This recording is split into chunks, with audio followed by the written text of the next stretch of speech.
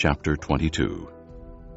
Jesus spoke to them again in parables, saying, The kingdom of heaven is like a king who prepared a wedding banquet for his son.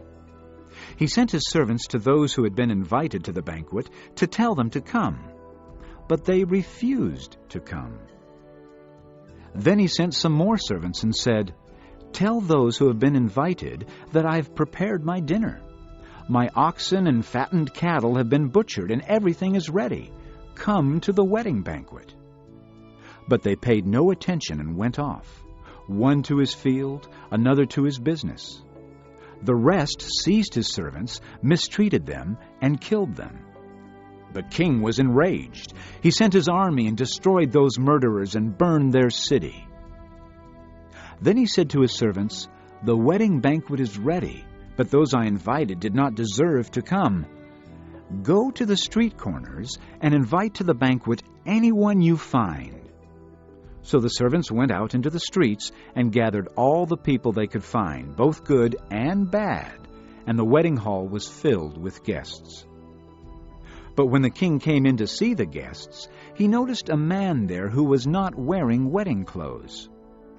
Friend, he asked, how did you get in here without wedding clothes? The man was speechless.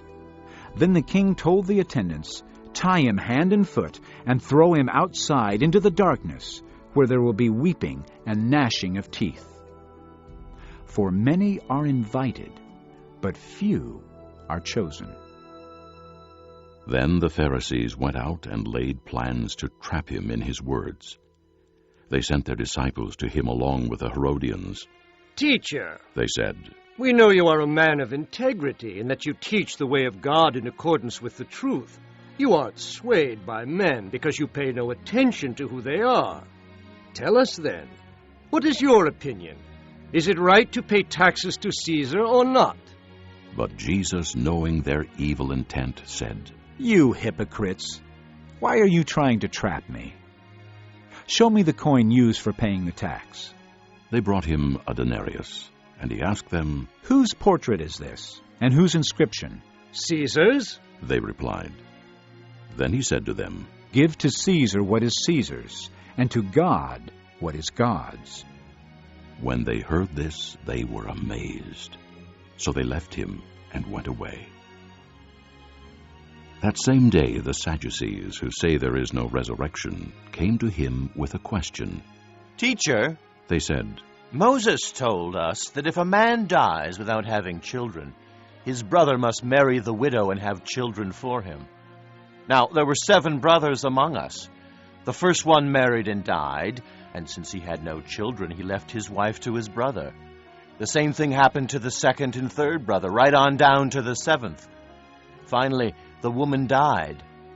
Now then, at the resurrection, whose wife will she be of the 7, since all of them were married to her?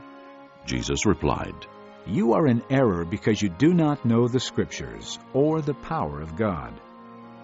At the resurrection, people will neither marry nor be given in marriage. They will be like the angels in heaven. But about the resurrection of the dead, have you not read what God said to you? I am the God of Abraham, the God of Isaac, and the God of Jacob. He is not the God of the dead, but of the living. When the crowds heard this, they were astonished at his teaching. Hearing that Jesus had silenced the Sadducees, the Pharisees got together. One of them, an expert in the law, tested him with this question. Teacher, which is the greatest commandment in the law? Jesus replied, Love the Lord your God with all your heart, and with all your soul, and with all your mind. This is the first and greatest commandment. And the second is like it. Love your neighbor as yourself. All the law and the prophets hang on these 2 commandments.